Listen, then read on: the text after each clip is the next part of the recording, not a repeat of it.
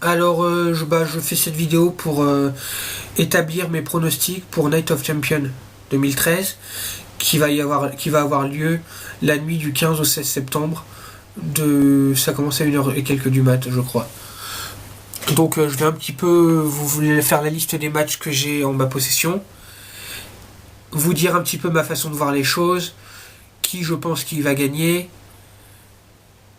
si les matchs je vais les trouver bons, enfin faire ma petite pronostic quoi. Donc déjà je vais commencer par remercier mes potes de Facebook parce qu'en fait j'avoue que j'étais pas du tout à jour au niveau de la carte, donc j'ai pas tellement fait les recherches par moi-même, j'ai demandé à des amis sur Facebook et j'ai deux bons amis là qui m'ont répondu direct, qui m'ont mis les listes des matchs. Donc Alexis et Océane, merci, vous êtes sympas, franchement. J'aurais pu le faire, mais j'avoue que j'ai pas tellement de temps libre en ce moment. J'ai pas mal de choses à faire, donc je vous remercie encore, vous êtes franchement sympas.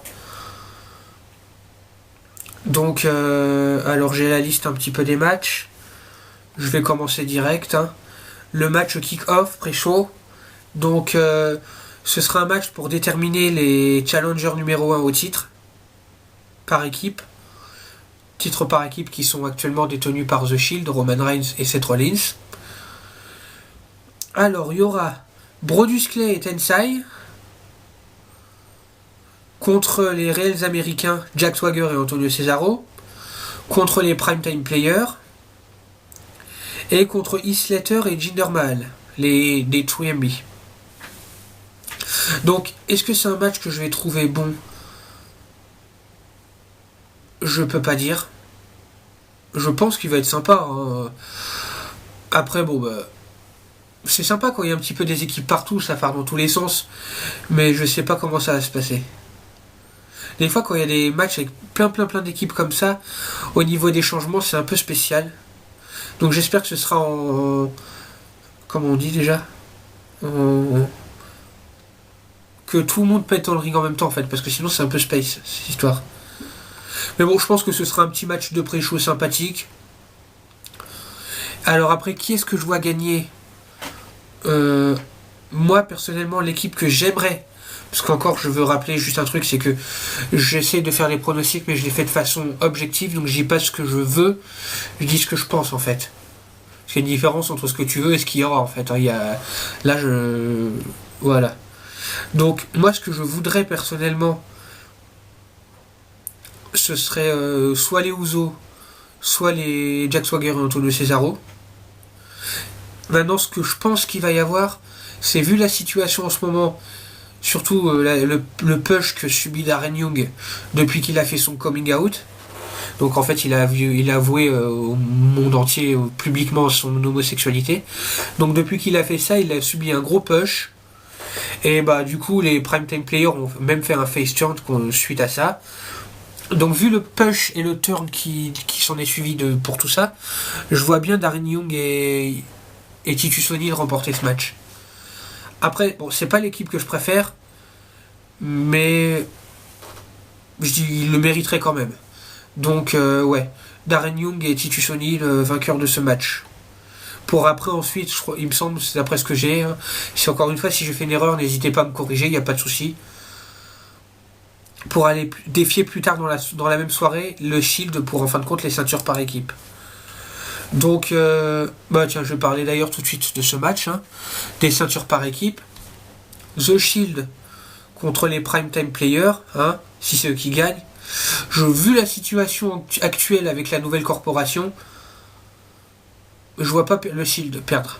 Je vois le Shield garder encore un petit peu leur ceinture. Ouais. Même si Darren Young et Titus O'Neil, si c'est eux qui gagnent, hein, ils ont eu un push. Non, je vois pas. Non, je vois pas le Shield perdre. Je vois le Shield, dans tous les cas, je vois conserver ses ceintures par équipe. Moi, c'est ce que je pense. Donc, alors ensuite, il y a AJ Lee contre Brie Bella, contre Natalia, contre Naomi. Un Fatal 4-Way pour le titre des Divas. Alors, je pense que ce match, il va être intéressant à voir parce que, bon, déjà, un match Fatal 4-Way, c'est bien, ça part dans tous les sens. Je pense que AJ Lee va s'en prendre plein la tronche. Parce qu'en fin de compte, il y a quand même une belle petite feud entre AJ Lee et Total Diva en général. C'est-à-dire que AJ Lee, elle considère que Total Diva, c'est la classe d'en dessous, qu'elle est au-dessus de ça. Donc elle a un petit peu chambré les divas de Total Diva. Ouais, les divas de Total Diva, ouais. C'est-à-dire que Brie Bella, Natalya, Naomi et toutes les autres, elles en ont pris plein leur grade. Il y a eu plusieurs clashs entre les divas, on va dire, qui sont pas dans Total Diva et les divas de Total Diva. C'est un petit peu de genre de groupe quoi, qui se sont clashés. Donc, vu l'importance que la WWE semble donner à Total Diva, je pense que AJ Lee va perdre son titre au profit d'une des trois. Après, moi personnellement, je préférerais qu'AJ Lee garde son titre parce que c'est une bonne championne quand même. Je préfère AJ Lee comparé aux trois autres, même si j'aime bien Natalya. Alors, bon, comme je dis, si AJ perd son titre, oui, je préfère qu'elle le perde contre Natalya. Et pour moi, Natalya, c'est celle qui me semble le plus. Merde, comment on dit le plus crédible. Parce que Brie Bella, la dernière fois qu'elle était championne, franchement, c'était pas terrible. Et Naomi, je pense qu'elle est pas prête à être championne. Elle est encore un peu. Elle catche pas vraiment. Elle catche depuis pas énormément de temps. Donc je la vois pas devenir championne maintenant. Donc ouais. Je pense plus à AJ Lee perdre son titre et Natalya le gagne. Même si moi personnellement, je préfère que ce soit AJ Lee qui garde son titre. Hein. Donc après, comme voilà, comme je le dis, je le répète, j'exprime mon point de vue. Je respecte mon point de vue, je respecte le vôtre. Si votre point de vue il est pas pareil au mien, vous pouvez me laisser un commentaire ou me faire connaître votre point de vue, il n'y a pas de souci, du moment que vous partez pas en live, en insulte ou en clash, moi il n'y a pas de souci. J'écoute tout point de vue. Si vous êtes prêt à écouter le mien. C'est comme ça, je veux dire, j'écoute le mien, le vôtre. Ouais, c'est cool.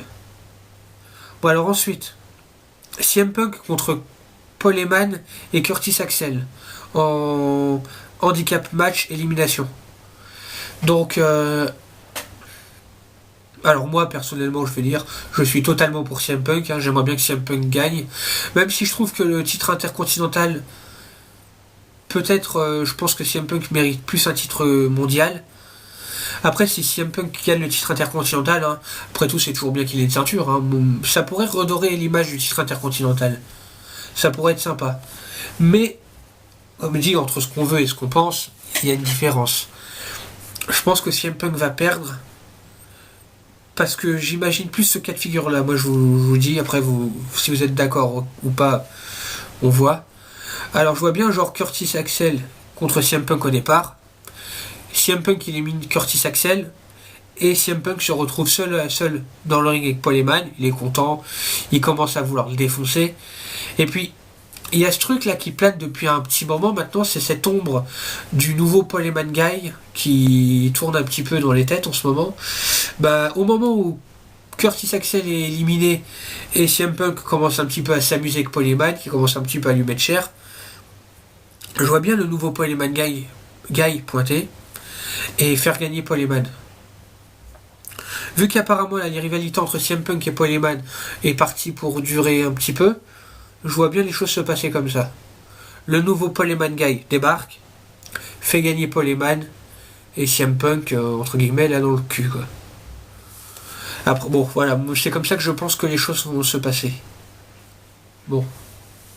Alors ensuite, on a le match Alberto Del Rio contre Rob Van Dam pour le titre poids lourd. C'est un match sur lequel je suis assez indécis parce que ces deux choix, ils sont super serrés. Et Alberto Del Rio est champion depuis hyper longtemps. Donc il y a pas mal de monde qui pense que ce serait peut-être temps qu'il perde son titre. Et d'un autre côté, Rob Van Dam, moi personnellement je vais vous dire mon avis. J'adore Rob Van Dam, hein. Franchement je le surkiffe Rob Van Dam. Mais il est revenu depuis pas très longtemps. Ouais, je sais pas s'ils vont lui donner un titre maintenant, parce que c'est surtout le titre poids lourd, c'est quand même pas. Ce serait un titre intercontinental à la limite, ok. Mais là, lui donner le titre poids lourd, alors qu'il est revenu depuis quoi, 2 mois? Je sais pas, je suis un peu perplexe. Après, moi personnellement, je suis pour Rob Van Dam, parce que j'adore Alberto Del Rio. Moi, depuis quelques mois, je trouve que j'ai appris à l'apprécier en fait. Et. J'adore ce gars, mais il est champion depuis trop longtemps maintenant, faut changer. je pense. Donc moi personnellement je suis à fond pour Rob Van Dam. Et mon pronostic, ouais, ce serait Rob Van Dam gagnant. Donc je veux que Rob Van... Enfin je veux. J'aimerais bien que Rob Van Dam gagne. Et à la fois je pense que ouais, je pense qu'il va gagner. Après, affaire à suivre, hein, comme on dit. Alors ensuite, le main event, Daniel Bryan contre Randy Orton. Je pense que ça va être un super bon match. Puis bon, super, il va y avoir des interventions, à mon avis, The Shield, il va pas rester de côté. Mais vu la situation en ce moment, avec le heel turn de Randy Orton et le heel turn de Triple H, le début de la nouvelle corporation, moi personnellement, ou alors il nous faut un grand what the fuck, mais pour moi je trouve qu'il n'y a pas de surprise. Je sais très bien, je suis sûr que Randy Orton il va gagner. Parce que c'est logique, quoi. Ils viennent de faire la nouvelle corporation qui va être, à mon avis, la force dominante à la WWE pendant pas mal de mois. Ce serait complètement con si au bout du premier mois ils perdent déjà le titre. Après, comme j'ai dit, s'ils ont envie de nous balancer un grand what the fuck, ok. Mais il va y avoir des interventions du Shield. Il va peut-être même y avoir une intervention de Triple H. Je vois bien un petit coup d'arbitre pourri là, tu vois. Mais non, je pense que voilà, moi personnellement, j'adore les deux, je les adore. Randy Orton, je suis content qu'il ait fait son heel turn. J'aurais bien aimé que Daniel Bryan comme reste champion plus longtemps, mais moi personnellement, Randy Orton en heel avec le titre, moi je trouve ça excellent. Après, chacun a son point de vue, comme je dis. Randy Orton a reçu. Tout le monde dit il fait chier parce qu'il a gagné le titre, il a niqué Daniel Bryan. Ouais, franchement, c'est clair. Daniel Bryan, je pense qu'il aurait dû au moins garder sa ceinture d'un pay-per-view à un autre, genre un mois, tu vois. Parce que lui faire perdre comme ça, c'est un peu dégueulasse. Mais il faut penser un petit peu autrement. Il faut se dire que de toute façon, Randy Orton, il est champion. Mais aux yeux des fans, aux yeux de tout le monde de Daniel Bryan, c'est Daniel Bryan le champion. Depuis quelques mois, il nous fait des prestations exceptionnelles. Et le fait d'avoir de s'être fait littéralement baiser la gueule par Triple H et Randy Orton à SummerSlam, ça fait encore Daniel Bryan encore plus un face de ce qu'il était maintenant. En gros, ça l'a littéralement transformé en babyface, comme on dit. Et là, il est parti pour... maintenant que John Cena il est out pendant quelques mois, il est parti, lui, pour devenir vraiment le visage de la WWE. Au moins jusqu'à un retour de John Cena. J'espère que quand John Cena il va revenir, il va pas dégager tout le monde comme d'hab. Mais je pense que au niveau de cette feud et de ce double heel turn de Triple H et Randy Orton, je pense que Daniel Bryan il va vraiment devenir le visage, le face de la WWE, le visage de la WWE, qui va un petit peu se foutre sur le chemin d'Orton et de Triple H. Donc, ouais, victoire de Randy Orton. Complètement bité, bien sûr, parce que je pense qu'il va y avoir un truc. Et, ouais, donc victoire de Randy Orton. Après, oui, j'aurais préféré que Daniel Bryan gagne. Maintenant que Randy Orton est heel, bon, ok, Daniel Bryan, j'aurais préféré que ce soit lui qui reprenne le titre. Mais bon, moi je pense qu'il va pas y avoir de surprise. Que Daniel Bryan va un petit peu plus se faire baiser la gueule. Et Randy Orton va garder le titre. Donc voilà, je pense que ça va être un bon pay-per-view. Sympa. Alors, si j'ai fait des oublis dans le programme, ou si j'ai fait une erreur, comme je l'ai dit tout à l'heure, vous n'hésitez surtout pas à me le faire remarquer. Et moi je corrigerai. Donc je vous souhaite d'avance un bon pay-per-view. Hein. J'espère que vous en profiterez. Moi je l'attends avec impatience. Maintenant, on verra après mes pronostics ce qui va se passer.